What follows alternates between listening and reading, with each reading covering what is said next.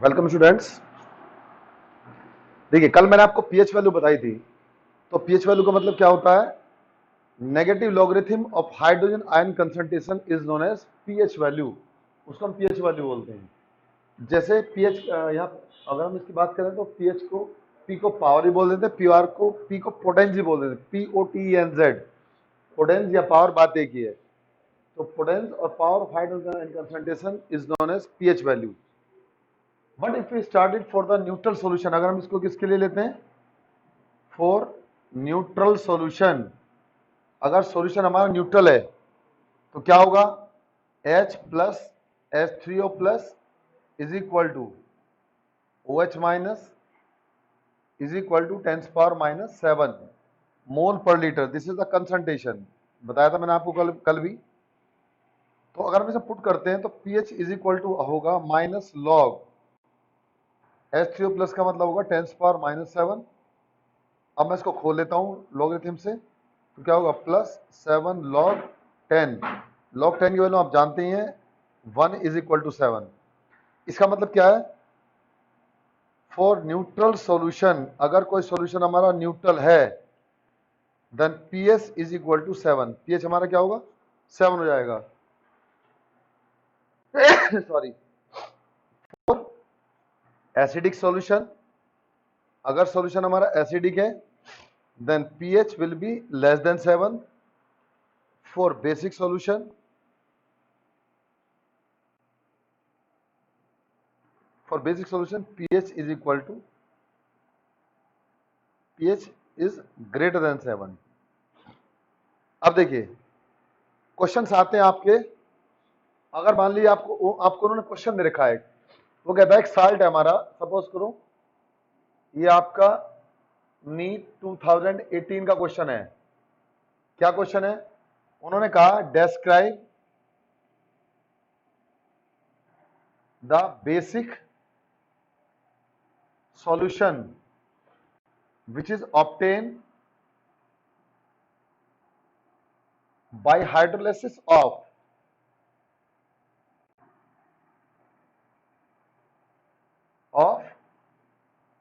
which salt।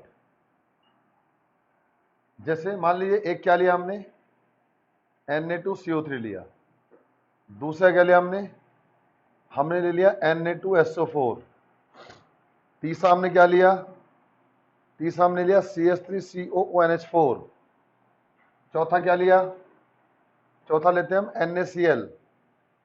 तो अब आपसे पूछता है, बड़ा आसान क्वेश्चन था, देखो, describe the basic solution which is obtain bye hydrolysis of which salt. आप बताओ किस साल्ट के हाइड्रोलिसिस के द्वारा हमें बेसिक सॉल्यूशन प्राप्त होगा। तो देखिए हम क्या देखते हैं, अगर हम लेते हैं कोई भी सॉल्ट, अगर वो स्ट्रॉन्ग एसिड स्ट्रॉन्ग बेस का बना है तो उसकी पीएच 7 होती है। तो आप देख लो, रफ में करके देख लेते हैं। सपोज कीजिए हमने NaCl लिया। अगर हम NaCl लेंगे और NaCl का हमने क्या करा, मैं आंसर में आपको समझा रहा हूँ स्टेप वाइज। तो बेटा देखो, हमने NaCl लिया, NaCl का हाइड्रोलिसिस करेंगे तो क्या बनेगा? NaH plus HCl। तो ये स्ट्रॉन्ग एसिड है और ये स्ट्रॉन्ग बेस है। तो जब भी कोई स्ट्रॉन्ग एसिड या स्ट्रॉन्ग बेस के से साल्ट बनता है तो उसकी पीएच क्या होती है? That is equal to 7। वो पीएच 7 होती है, न्यूट्रल होता है वो।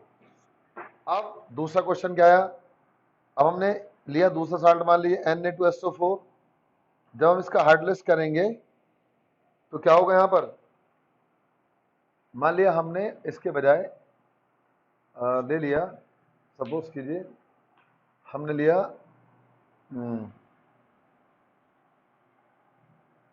NH4CN, मान लीजिए ले लिया। तो यहां पर क्या होगा? NH4CN, ये NH4CN होगा। इसका हाइड्रोलिसिस करेंगे तो क्या होगा? NH4OH बनेगा प्लस HCN बनेगा। ये वीक बेस है, ये वीक एसिड है, इनसे कोई फर्क नहीं पड़ेगा। अगर हम लेते हैं CH3COONH4, इसका हाइड्रोलिसिस करते हैं तो क्या होगा? यहां पर ये CH3COOH प्लस NH4OH, ये वीक एसिड, ये वीक बेस। यहाँ भी पीएच का कोई खास फर्क नहीं पड़ता। लेकिन अगर हम बात करते हैं Na2CO3 की, तो Na2CO3 में क्या होगा, आंसर इसका यही होगा। अगर आप Na2CO3 लेंगे तो Na2CO3 को जब हाइड्रोलाइज करेंगे तो इससे स्ट्रॉन्ग बेस बनेगा, और वीक एसिड, ये तो क्या बना, वीक एसिड, और ये क्या बना, स्ट्रॉन्ग बेस। इसकी पीएच क्या होगी, 7 से ज्यादा। तो ये क्वेश्चन होगा Na2CO3। तो देखो इसमें कुछ कैलकुलेशन करने की जरूरत नहीं बेटा। This question can be solved only by the concept of acid and base, no calculation it is required. इसमें कोई कैलकुलेशन की रिक्वायर्ड नहीं है, मैं नहीं है। तो आपसे पूछेगा बताओ कौन सा बेसिक सोल्यूशन होगा, तो आप इसको सॉल्व होगा तो बता देंगे। अब हम बात करते हैं आपका आयनेशन कांस्टेंट ऑफ वाटर में। आपको कल बताया था मैंने कि Kw is equal to H3O plus ion OH minus ion. तो हम रिलेशन निकालते हैं उससे, यानी रिलेशन बिटवीन, अब ये सारा मैथमेटिकल चैप्टर है पूरा आपका।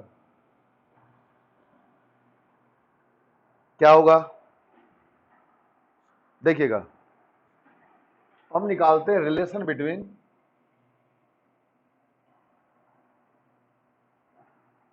Kw and pH as well as POH।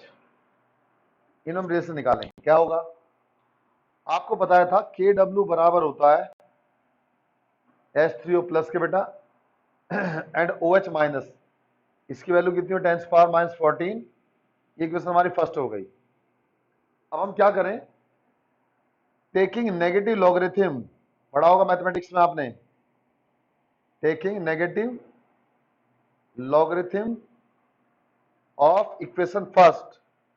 ये जो इक्वेशन में फर्स्ट ली इसका नेगेटिव लॉगरिथम लेंगे। जब नेगेटिव लॉगरिथम लेंगे तो क्या होगा, minus log Kw is equal to minus log H3O plus, और इसको पहले मैं ऐसे खोल लेता हूं, log H3O plus plus log OH minus is equal to log 10 power minus 14। यहां भी हमारा माइनस साइन आ जाएगा। इसको फिर खोलते हैं, minus log Kw is equal to, minus का मल्टीप्लाई कर देंगे तो क्या होगा, minus log H3O plus minus log OH minus is equal to, इसको खोल लेंगे, माइनस प्लस हो जाएगा 14 लॉग 10। लॉग 10 की वैल्यू आप जानते हैं, लॉग 10 की वैल्यू 1 होती है। सो इसको हम क्या करेंगे, जैसे हमने भी माना था पीएच बराबर क्या माना था, minus log H3O plus ion या H प्लस आयन, बात एक ही है। ऐसे हम इसको क्या बोलेंगे, इसको बोलेंगे P to the power K W is equal to, ये क्या होगा PH, और वो क्या होगा POH इज इक्वल टू 14। तो ये रिलेशन आता है। इस रिलेशन से हम क्या कर सकते हैं, इस रिलेशन के द्वारा हम किसी भी सॉल्यूशन की अगर पीएच दे रखी है हमको, तो हम उससे क्या निकाल सकते हैं, हम उससे उसकी पीओएच को कैलकुलेट कर सकते हैं। ठीक है बेटा, तो इस तरह पीएच से पीओएच को कैलकुलेट कर लेंगे। बात समझ में आ गई। इसके बाद में क्या है, इसके बाद बात आती है हमारी आपका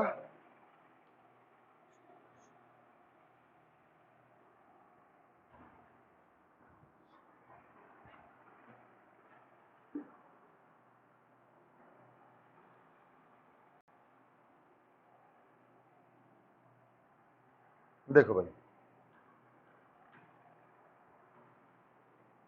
तो इस तरीके से जो भी आपको पीएच दियो उसकी पीएच निकालनी तो आप निकाल लेंगे। सपोज कीजिए वो आपसे कहते हैं एनसीईआरटी क्वेश्चंस में, मान लीजिए आपसे कहते हैं कि कोई कैल्शियम हाइड्रोक्साइड का सोल्यूशन है। क्वेश्चन है सपोज कीजिए calcium hydroxide solution of molarity 0.1 m, calculate its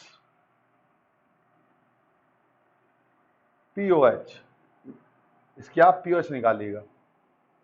ठीक है, पीओएच एंड पीएच दोनों निकालनी है आपको, पीएच भी निकालनी है, इसकी पीओएच भी निकालनी है। तो आप क्या करेंगे, जब आपको ऐसा कुछ सॉल्यूशन दिया हो तो आप इसको समझ लेंगे ऐसे, CH होल टू आई, इसकी कंसंट्रेशन क्या होगी 0.1 m, 0.1 m मोल पर लीटर है। इसको डिसॉल्व करेंगे तो Ca2 plus plus 2H minus आ जाएगा। अब इसकी कंसंट्रेशन तो 0.1 m ही होगी, लेकिन इसकी कितनी होगी 2 इंटू 0.1। क्यों? यहाँ पर इसके क्या है, 2 OH माइनस आयन मिल रहे हैं। अब अगर आप pH निकालेंगे तो pH बराबर क्या होगा, माइनस लॉग OH माइनस, जैसे हमने pH निकाला ऐसे pH निकालेंगे। So pH will be equal to minus log, इसकी वैल्यू पुट करेंगे 2 इंटू 10 पावर माइनस 1, यह हो जाएगा, ये आपका हो जाएगा आपका माइनस लॉग 2 और प्लस आपका 1 लॉग 10। लॉग 10 की वैल्यू आप जानते ही हैं, इसके 0.2 की वैल्यू होती है 0.3010 और प्लस आपका ये क्या हुआ हमारा 2 हो गया, 2 log 10 था हमारा यहाँ, इसमें इसको घटा देंगे तो pH की वैल्यू आ जाएगी। pH कितना हो जाएगा 1.6990। ये क्या हुआ हमारा pH हुआ। अब हमें क्या निकालनी है, pH निकालनी है, तो pH would be equal to pH plus POH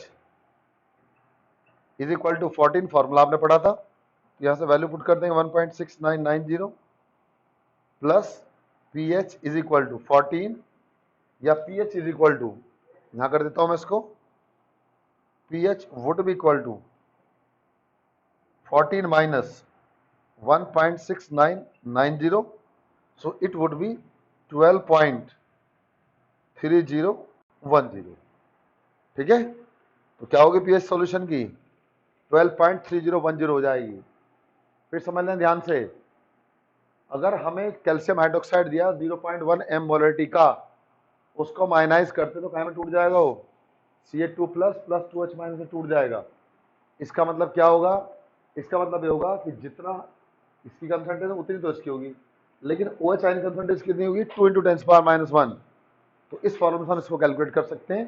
तो इस तरह से आप pH के क्वेश्चन को सॉल्व कर लेंगे। ठीक बेटा, चलिए अब बात आती है हमारी dissociation constant of weak acid and base. हम कैलकुलेट करेंगे dissociation constant of weak acid and weak base. तो क्या होगा इसमें, dissociation constant of weak acid. अगर आपको dissociation constant of weak acid निकालना है तो कैसे निकालेंगे, देखिए भाई, सपोज कीजिए हमने क्या मान लिया, एक ये वीक एसिड माना HA, ये कोई वीक एसिड है, जनरल फॉर्मूला लिख लिया। ठीक है, मैं ऊपर लिख देता हूं, चलो ये वीक एसिड है। अब मान लीजिए इनिशियल हमने इसका 1 मोल लिया इनिशियल, और ये काय में टूट जाएगा H प्लस आयन में प्लस A माइनस आयन में। तो इनिशियल ये भी 0 ये भी 0। अब यहां समझ लेना 0 0 क्या मैटर है। मान लीजिए आपने जब रिएक्शन को स्टार्ट किया तो 1 मोल आपने किसी एसिड का लिया जो वीक एसिड है, तो जब रिएक्शन स्टार्ट हुई तो उसके अंदर रिएक्टेंट ही होगा, प्रोडक्ट नहीं होगा, क्योंकि जैसे जैसे टाइम बीतता है तभी क्या होता है, रिएक्टेंट से प्रोडक्ट कन्वर्ट होते हैं। सो इनिशियल कंसंट्रेशन HA की हमारी 1 होगी और A की हमारी 0 और H की हमारी H प्लस आयन की हमारी 0, या मान लीजिए मैं इसको C मान लूं, सपोज करो C मोल पर लीटर ये कंसंट्रेशन होगी। अब एट इक्विलिब्रियम, मान लीजिए जब इक्विलिब्रियम हुआ, इसमें से अल्फा इसकी डिग्री ऑफ डिसोसिएशन हो तो कितने चले गए C अल्फा, जितने ये चले गए उतने ये बने और उतने ये बने। अब आप कहेंगे C अल्फा का मतलब क्या है जी, C अल्फा का मतलब ये समझ लीजिएगा, अगर मान लीजिए आपका C की वैल्यू 1 मोल ले लूं और इसमें से हमारा बहुत कम डिकम्पोज हो रहा है, मान लीजिए C अल्फा की वैल्यू अगर मैं लेता हूं तो कितनी जाएगी, मान लीजिए 0.001, ये इसमें डिकम्पोज हो रहा है, तो C की वैल्यू तो 1 होगी, तो C अल्फा की वैल्यू कितनी होगी 0.001 हो जाएगी। इसका मतलब C अल्फा होता है, यानी जब सॉलिड बहुत कम डिकम्पोज होता है। अब उस केस में हम लॉ ऑफ मास एक्शन लगाते हैं, तो यहाँ क्या रिलेशन हो जाएगा, यहाँ होगा आपका, मैं इस पर लॉ ऑफ मास एक्शन लगाता हूं, लॉ ऑफ केमिकल इक्विलिब्रियम,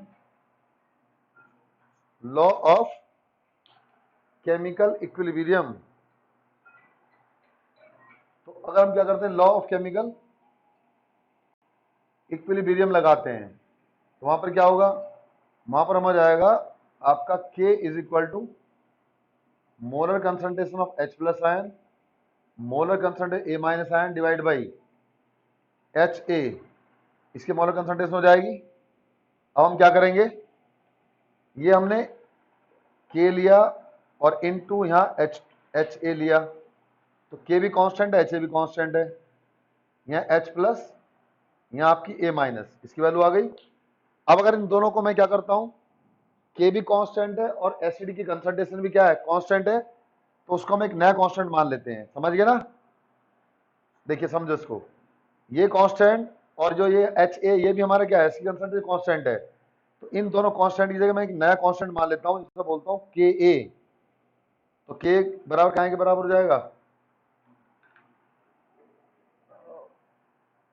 यहां पर हम H2O भी लेंगे, तो यहां पर क्या होगा K इंटू H2O, और यहां पर आ जाएगा आपका इज इक्वल टू K। अब यदि वाटर कंसंट्रेशन को हमेशा कांस्टेंट मानते हैं इक्विलिब्रियम में, तो हम लिख देंगे K इंटू H2O बराबर H प्लस की concentration A minus concentration divide by HA की कंसंट्रेशन। अब इसकी वैल्यू यहां से मैं पुट कर देता हूं, C अल्फा इसकी हो जाएगी C माइनस C अल्फा, और ये भी कांस्टेंट ये भी कांस्टेंट, इन दोनों की जगह नया कांस्टेंट मान लिया KA। K को बोलते हैं distribution constant of weak acid. उस केस में क्या होगा बेटा, उस केस में हम लिखेंगे KA बराबर C स्क्वायर अल्फा स्क्वायर, यहां पर C कॉमन ले लेता हूं, 1 माइनस अल्फा, इससे हमारा कैंसिल हो गया, और हम मान के चलते हैं 1 minus alpha very very small as compare to 1 for dilute solution. Dilute solution के लिए माना हमने अप टू 5%, जो 5% तक हो, यानी जिसमें 5% सोल्यूट घुला होता है उनको डाइल्यूट सॉल्यूशन बोलते हैं। उस केस में क्या जाएगा, KA बराबर C अल्फा स्क्वायर या अल्फा बराबर रूट KA अपॉन C, ठीक है, या C बराबर हम जानते हैं N अपॉन V, ठीक है, या सॉरी नंबर ऑफ मोल्स बराबर क्या होते हैं, कंसंट्रेशन बराबर होता है number of mole divide by volume. तो अगर हमारा क्या हो, यहां पर हमारा 1 मोल पर लीटर ले रखा हो, तो क्या पर आ जाएगा हमारे यहाँ पर, ये हम इसके बीच में रिलेशन निकाल लेंगे, alpha is equal to KA upon C। तो कंसंट्रेशन आपको दी गई होगी, आपको क्या दिया होगा, K की वैल्यू दी गई होगी, वहां से आप क्या निकाल लेंगे, अल्फा की वैल्यू निकाल लेंगे। और अगर वो कहता है कि पीएच निकालिए सॉल्यूशन के लिए, तो आप जानते हैं H प्लस आयन बराबर क्या होगी, C अल्फा के बराबर होगी। अब अल्फा की वैल्यू यहां पुट कर देंगे इसमें से, तो क्या हो जाएगा C root KA upon C। जब मैं इसको अंदर ले जाऊंगा तो क्या होगा, अभी डायरेक्ट फॉर्मूला आ जाएगा, ये बराबर हो जाएगा बेटा हमारा H प्लस आयन बराबर रूट KA इंटू C। ये फॉर्मूला किसका होता है, हाइड्रोजन कंसंट्रेशन का। तो आप इस तरह से क्या कर सकते हैं, किसी भी एसिड के लिए हाइड्रोजन आयन कंसंट्रेशन की वैल्यू को कैलकुलेट कर सकते हैं, ठीक है। तो समझिएगा फिर दोबारा, मान लीजिए आपने एक वीक एसिड लिया, उसमें वाटर डाला, उसका हाइड्रेशन हुआ, इनिशियली हमने वाटर की जो कंसंट्रेशन है आपकी एसिड की, वो C मोल पर लीटर है, इसकी कंसंट्रेशन 0, इसकी कंसंट्रेशन 0, वाटर कंसंट्रेशन कांस्टेंट मानते हैं। इक्विलिब्रियम में C में से C अल्फा डिकम्पोज हो गया, मान लिया आपने 1 मोल घोले थे, 1 मोल में से 0.00 मोल घुले, बाकी बिना घुले रह गए, तो इक्विलिब्रियम में H की कंसंट्रेशन होगी C माइनस C अल्फा, ये C अल्फा ये C अल्फा। इसके लिए हम लॉ ऑफ केमिकल इक्विलिब्रियम लगाते हैं, तो molar concentration of this one molar concentration different divide by molar concentration this and this, ये कांस्टेंट है, इसको हम इधर ले आएंगे, तो ये हो जाएगा K इंटू H2O, एक कांस्टेंट हुआ HA plus A minus divide by HA। अब इन सब की वैल्यू पुट कर दी, तो हमारा क्या है, K बराबर C अल्फा स्क्वायर। इस फॉर्मूला याद रखना, इससे रिलेटेड न्यूमेरिकल आते हैं। अब अगर हमें पीएच निकालनी हो, तो हम क्या जानते हैं, H प्लस बराबर C अल्फा, तो यहाँ से क्या करेंगे, हम जानते हैं H आयन बराबर C अल्फा ये है, तो H आयन बराबर क्या हुआ, K अपॉन C, यहाँ से H निकालेंगे तो फिर पीएच हम आराम से निकाल सकते हैं, पीएच क्या होती है आप जानते हैं, पीएच बराबर minus log H plus ion. इस फॉर्मूले से हम किसी वीक एसिड के लिए उसकी पीएच को कैलकुलेट कर सकते हैं। ठीक है जी, चलिएगा। अब ये तो बात किसकी हुई हमारी, ये तो बात है हमारी एसिड के लिए। अब हम बात करते हैं बेस के लिए। यानी अगर हमारा कोई बेस है तो उसके लिए हमें क्या करना पड़ेगा, देखिएगा। बेस के लिए, बेस को भी हम ऐसे ही मान लेते हैं कि कोई हमारा बेस है। जब बेस है तो उस बेस में क्या होगा, देखो मान लीजिए हमने एक बेस लिया, फॉर बेस मान लिया बेस हमने क्या लिया, BOH। तो इसको हम डायरेक्ट लिख लेते हैं B प्लस OH माइनस। आप कहेंगे आपने सर यहां पर H2O क्यों नहीं लिया? ठीक है, तो देखिएगा, अगर मैं यहां पर लेता आपका BOH प्लस H2O तो क्या करता है ये इसको OH माइनस आयन देता, तो वहां से क्या बनता हमारा, ये बन जाता आपका, यानी ये आपका प्लस और ये माइनस। तो हम इसको क्या करते हैं, इसी में मान लेते हैं BOH बराबर B plus OH minus ion. अब इसमें भी अगर इनिशियल कंसंट्रेशन C हो, ये जीरो एट इक्विलिब्रियम, इक्विलिब्रियम पर क्या हो, C माइनस C अल्फा हो, तो ये C अल्फा ये C अल्फा। यहां से फिर हम सीधा निकाल लेते हैं KB। KB का मतलब होता है डिस्टेंस कांस्टेंट ऑफ बेस। जब डिस्टेंस कांस्टेंट ऑफ बेस निकालेंगे तो वहां पर क्या आएगा, ये आ जाएगा molar concentration of B plus molar concentration OH minus divide by molar concentration of BOH। इसकी value C alpha divide by C1 minus alpha. इस C से आपका C कैंसिल हो गया। तो फिर ये लेसन आया था हमारा क्या, कि KB बराबर C अल्फा स्क्वायर, क्योंकि फिर 1 माइनस अल्फा को हम 1 मान लेते हैं। यहां से भी क्या आएगा, अल्फा बराबर रूट KB अपॉन C। इस तरीके से इस फॉर्मूले के द्वारा क्या कर सकते हैं हम, वीक बेस के लिए डिस्टेंस कांस्टेंट निकाल सकते हैं। उनका डिस्टेंस कांस्टेंट निकल जाएगा। ठीक है, तो इस तरह आप इनको कैलकुलेट कर लेंगे, या आपके कैलकुलेट हो जाएंगे। तो ये हमारा क्या था, एसिड के लिए, और वो किसके लिए हुआ, बेस के लिए। अब एक क्वेश्चन आता है, to prove that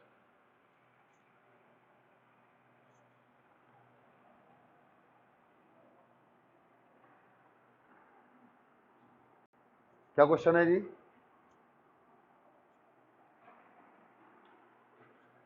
to prove that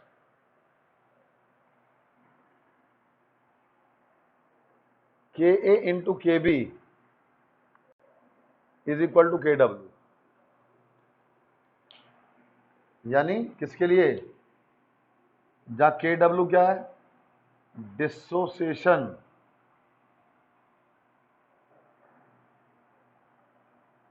constant of base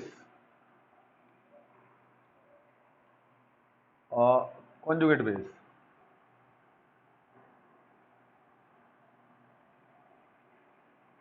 और अब यार distance constant of water.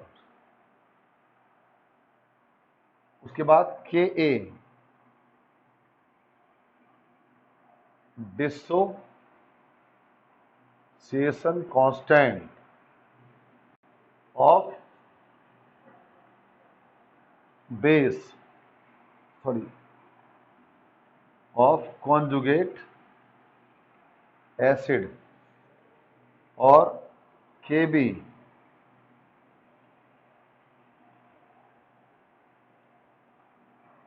Dissociation constant of base.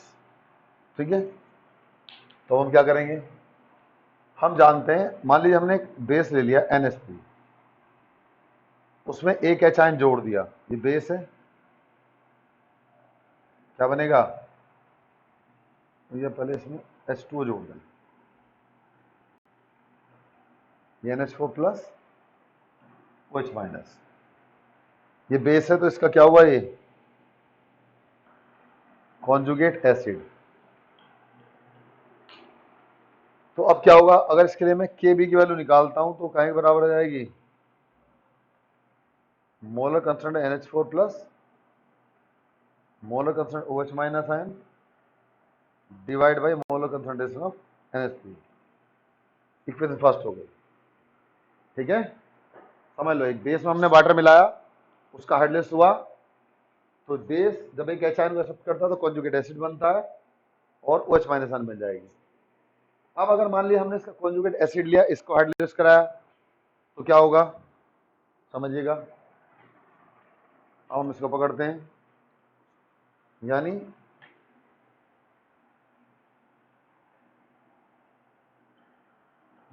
Plus H2 क्या बनाता है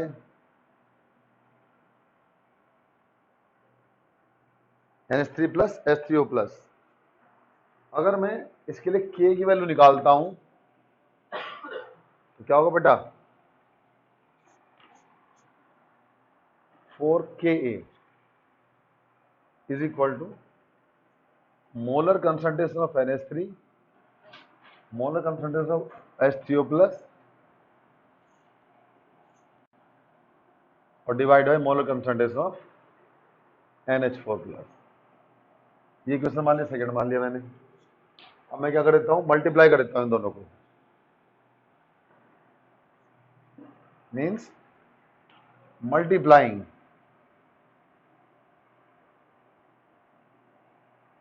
equation first and second. Equation first और सेकंड को मल्टीप्लाई करते हैं, तो मल्टीप्लाई करेंगे तो क्या होगा Ka इंटू Kb बराबर क्या हो जाएगा, K की वैल्यू है हमारी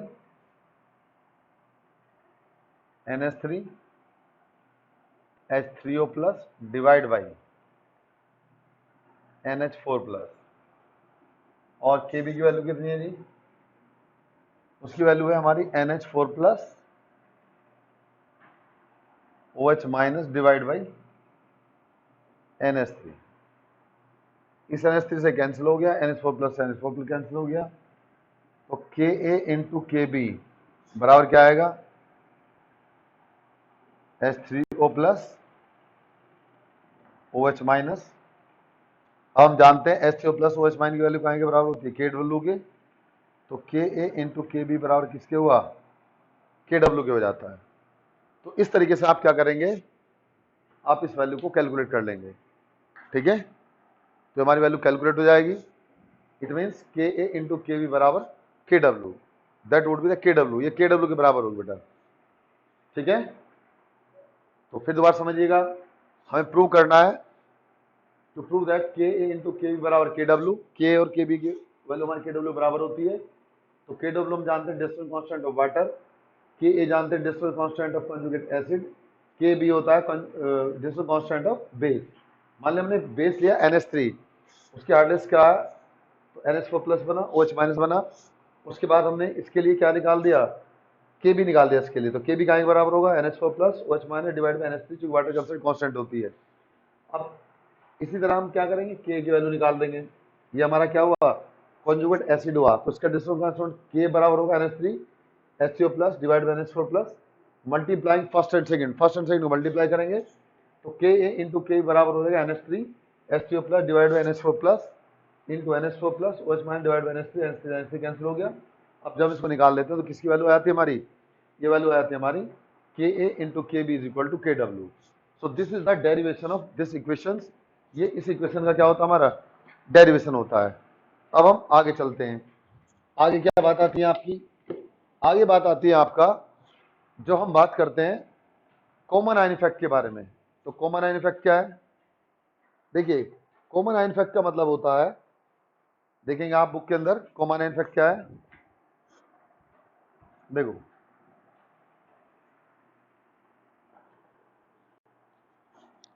कॉमन आयन इफेक्ट का एग्जांपल पहले आप समझाता हूं आपको, पहले आप इनको देख लीजिए डिस्टेंस कांस्टेंट को, ये स्केल मैंने करा दिया आपको। Ionization constant of weak acid, देखो यहाँ पर लिखा है ionization constant of weak acid हम कैसे निकालते हैं। उसके बाद आपका ionization constant of weak base भी हमें लिखा हुआ है। उसके बाद आपका relation between Ka and Kb, और फिर इसके बाद बात आती है हमारी hydrolysis of salt of weak acid, weak base, buffer solution and आपका कॉमन आयन इफेक्ट। तो पहले कॉमन आयन इफेक्ट को समझ लीजिएगा। कॉमन आयन इफेक्ट क्या होता है, देखिएगा। जनरली बात समझिए, मान लीजिए कॉमन आयन इफेक्ट का अर्थ हम ऐसे समझ सकते हैं कि एक पेरेंट है, ठीक है। मान लीजिए किसी के पेरेंट्स, सपोज कीजिए कोई बच्चा है, वो अपने पेरेंट्स के साथ रहता है। कुछ दिन बाद पता चला फादर उसके यूएसए में जॉब के लिए चले गए, ठीक है। वहीं जॉब कर रहे हैं, जॉब करते करते वहां उन्होंने सपोज कीजिए दूसरी मैरिज भी कर ली, और पहले वाले बच्चों को पता नहीं चला, ठीक है बेटा। पहले वाले बच्चों को पता नहीं चला कि हुआ क्या है, ठीक है। तो अब जब पहले वाले बच्चों को पता नहीं चला कि हुआ क्या है, अब वहां पर पता चला क्या उसका कोई और कजन, मतलब उसका कोई स्टेप ब्रदर भी पैदा हो गया वहां पर, ठीक है। तो पहले वो बच्चा ये सोच रहा था कि जो भी सारी मेरे पास में मेरे फादर की जो धन संपदा है, जो प्रॉपर्टी है, वो सारी मेरी है, ठीक है। वो उसको अपनी समझता है। उसके बाद में पता चलता है कि एक भाई और भी है, तो पहले उसको जितना मिलना था उसमें क्या हो गया, आधा हो गया। यही हमारा कॉमन आयन इफेक्ट कहलाता है। कॉमन आयन इफेक्ट का मतलब होता है the phenomenon of degree of dissociation of weak electrolyte in presence of strong electrolyte containing common ion, that is known as common ion effect।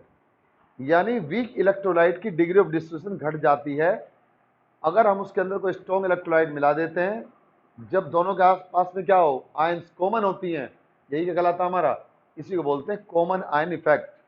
ये कॉमन आयन इफेक्ट कहलाता है, ठीक है, समझिएगा। कॉमन आयन इफेक्ट क्या होता है, the phenomenon of depression of degree of dissociation of weak electrolyte in presence of strong electrolyte common containing ion, that is known as common ion effect। तो ये कॉमन आयन इफेक्ट है। जब मैंने अभी आपको बताया, पहले सिंगल चाइल्ड है, उसको पता सब कुछ मेरा ही है, बाद में पता चला कि एक भाई और भी है, वहां पर क्या हुआ, बट गया काम। यही कॉमन आयन इफेक्ट हुआ, इसी को हम कॉमन आयन इफेक्ट समझ सकते हैं। देखिए कैसे, आपने क्या किया, मान लीजिए आपने एक वीक इलेक्ट्रोलाइट लिया, एसिटिक एसिड, ये वीक इलेक्ट्रोलाइट है। आपने क्या किया था, इसको यहाँ CH3COO माइनस और H प्लस आयन में डिकम्पोज हो गया, ये वीक इलेक्ट्रोलाइट है। मान लीजिए आपने इनिशियली इसका 1 मोल लिया, ये 0 ये 0। अब एट इक्विलिब्रियम, जब इनमें इक्विलिब्रियम सेटअप हुआ, मान लीजिए 1 में से 0.02 मोल ही डिकम्पोज हो गया, तो 0.02 मोल ये बना, 0.02 मोल ये बना। कोई डाउट नहीं है। लेकिन अगर हम क्या करते हैं, इसके अंदर हम HCl मिला देते हैं, तो HCl स्ट्रॉन्ग इलेक्ट्रोलाइट है, ये Cl माइनस आयन और H प्लस आयन में टूट जाएगा। यानी अगर हम ऐसा कर रहे हैं तो आप देखिए यहाँ पर किसी कंसंट्रेशन को बढ़ा रहे हैं, हम यहाँ पर सॉल्यूशन के अंदर H आयन की कंसंट्रेशन को बढ़ा रहे हैं। इसका मतलब है कि हम प्रोडक्ट की कंसंट्रेशन बढ़ा रहे हैं। तो जब प्रोडक्ट की कंसंट्रेशन बढ़ाते हैं तो according to Le Chatelier principle, Le Chatelier ने बोला था कि जब भी आप किसी इक्विलिब्रियम मिक्सचर के अंदर रिएक्टेंट की कंसंट्रेशन बढ़ाओगे तो रिएक्शन फॉरवर्ड डायरेक्शन में जाएगी, और अगर प्रोडक्ट की कंसंट्रेशन बढ़ाओगे तो रिएक्शन हमारी बैकवर्ड डायरेक्शन में जाएगी। तो एक फॉरवर्ड में और दूसरी क्या होती है, हमारी बैकवर्ड में जाएगी। तो अगर हम इसके अंदर क्या मिला देते हैं, एसिटिक एसिड के अंदर HCl मिला देते हैं, तो उसका मतलब क्या किया हमने, H प्लस आयन की कंसंट्रेशन बढ़ा दी। तो अब ये क्या होगा, H आयन बैकवर्ड डायरेक्शन में जाएंगे, यानी वो जो एक्सेस आयन है वो एसिटेट आयन से रिएक्शन करेंगी और वो एसिटिक एसिड में कन्वर्ट कर देंगे। मान लिए पहले तो 2 मोल वो डिकम्पोज हो रहा था, अब क्या होगा, अब आप इसको ऐसा समझ सकते हैं, मिलाने के बाद ये रिएक्शन बैकवर्ड डायरेक्शन में आ गई, तो CH3COH।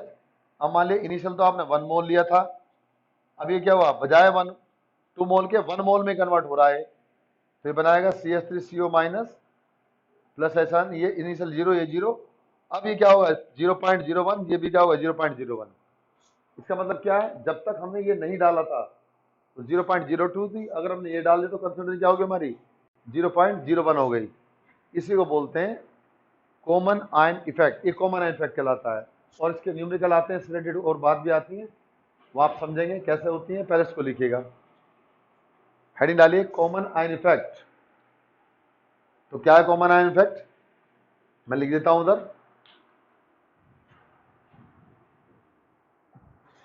कॉमन आयन इफेक्ट में आप लिखेंगे the phenomenon of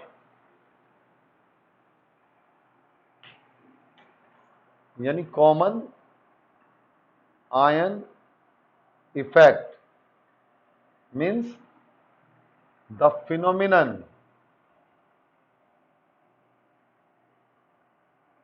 of depression of, depression मैंने घट जाना, degree of dissociation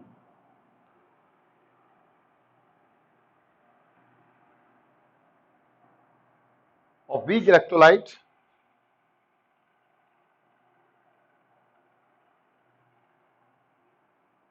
in presence of strong electrolyte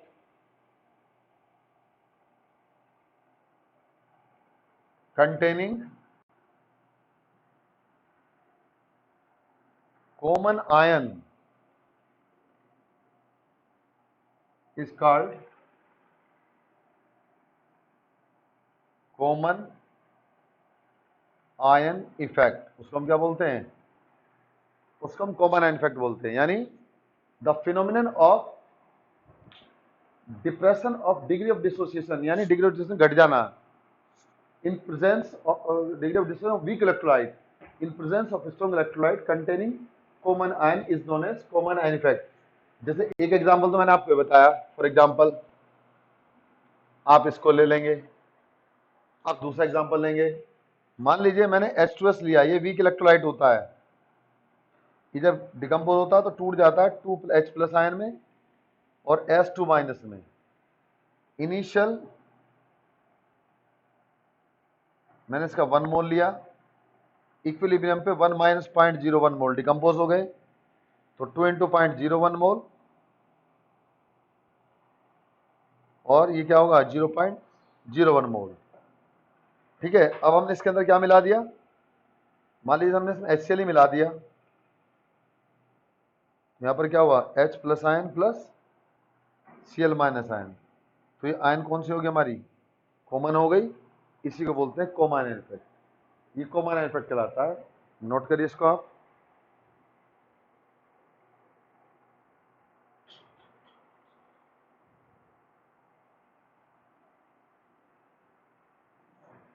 अब इसके बाद नेक्स्ट बात आती है, इसको बोलते हैं आपका बफर सॉल्यूशन।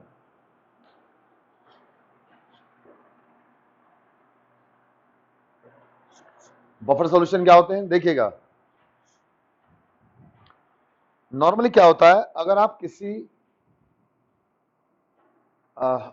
एसिड या किसी भी सॉल्यूशन में आप स्मॉल अमाउंट में आप एसिड या बेस मिलाएंगे तो उनकी पीएच चेंज हो जाती है, यानी कि पीएच क्या होगी, अगर एसिड मिलाएंगे तो कम हो जाएगी, बेस मिलाएंगे तो बढ़ जाएगी।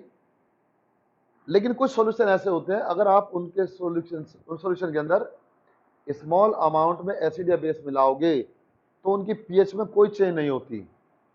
ठीक है, उनकी पीएच में कोई भी चेंज नहीं होती है, उसको हम क्या बोलते हैं, उन सॉल्यूशन को हम बफर सॉल्यूशन बोलते हैं।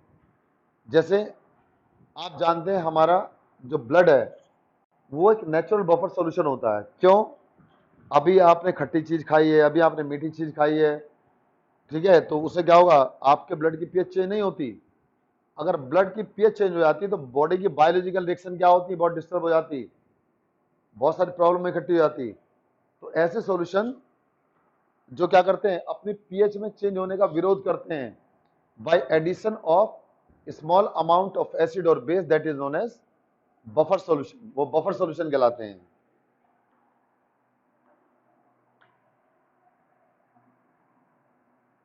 बफर सॉल्यूशन तो क्या होते हैं, लिखिएगा दो सॉल्यूशन which रजिस्ट यानी विरोध करते हैं, दो solution which resist change in pH value by addition of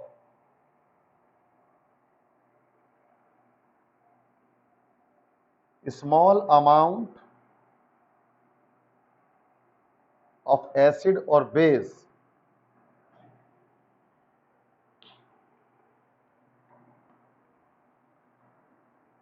is called, क्या कहलाएंगे, उनको हम बफर सॉल्यूशन बोलते हैं।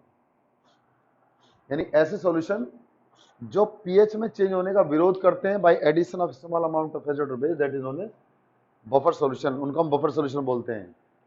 दीज आर टू टाइप, दो तरह के होते हैं, एक एसिडिक बफर और दूसरा आपका बेसिक बफर। तो दीज आर टू टाइप,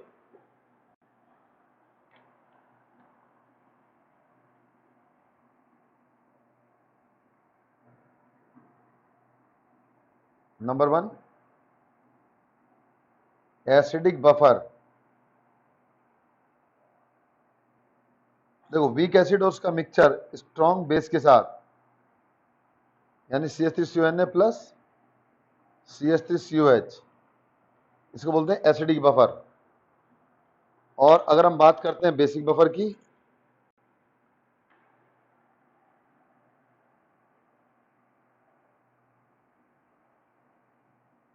तो बेसिक बफर में क्या होगा बेटा, आप लेंगे बेसिक बफर के अंदर अमोनियम एसीटेट या आपका NH4OH और प्लस NH4Cl।